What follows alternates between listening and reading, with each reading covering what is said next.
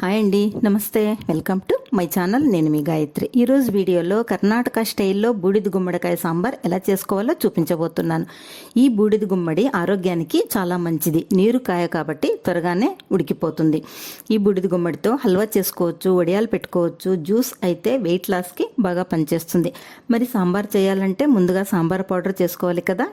Sambar powder కొరకు ధనియాలు, ఉద్దిపప్పు, శనగపప్పు, మెంతులు, ఎండు కొబ్బరి, పూత, మొగ్గ, చెక్క, కరివేపాకు, ఎండుమిరపకాయలు. చెక్క కొద్దిగా వేసుకోవాలి, ఎక్కువైతే వెగటొచ్చేస్తుంది అనమాట. ముందుగా స్టవ్ పై పాన్ పెట్టి 1 టేబుల్ స్పూన్ ఆయిల్ వేసి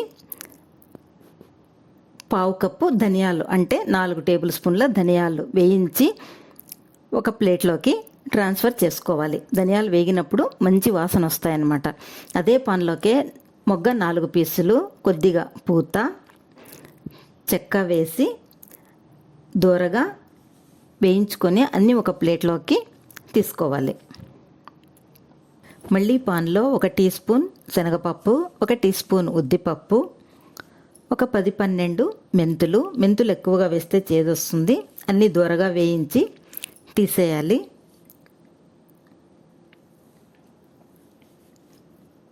మళ్ళీ పాన్లో కొద్దిగా ఆయిల్ వేసి 6 ఎండుమిరపకాయలు, 1 రెమ్మ కరివేపాకు వేయించి ప్లేట్లోకి తీసుకోవాలి.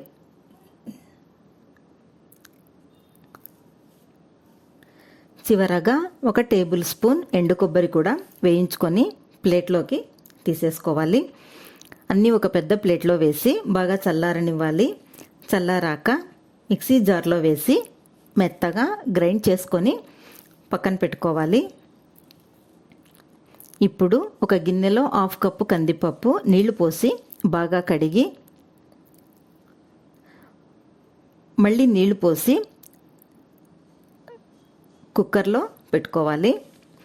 ప్లేట్లో బూడిద గుమ్మడికాయ చిన్న పీసులుగా కట్ చేసుకొని ఒక ప్లేట్లో వేసి అది కూడా కందిపప్పు గిన్నె పైన పెట్టి మూత పెట్టేసి 4 విజిల్స్ వచ్చేంత వరకు ఉడికించుకోవాలి.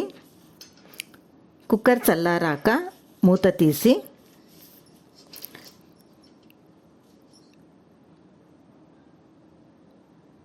పైన ప్లేట్లో గుమ్మడికాయ ముక్కలు బాగా ఉడికిపోయాయి చూడండి.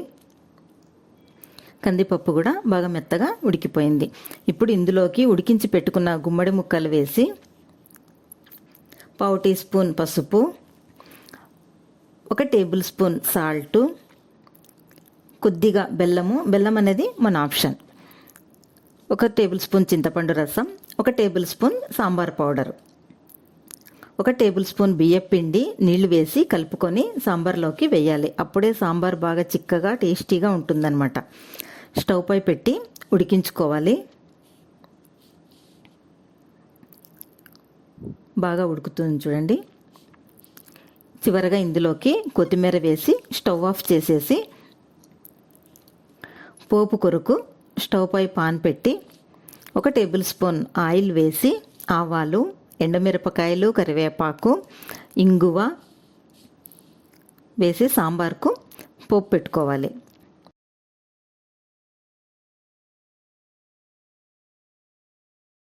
అంతేనండి, ఎంతో సింపుల్గా టేస్టీగా సాంబార్ రెడీ అయిపోతుంది.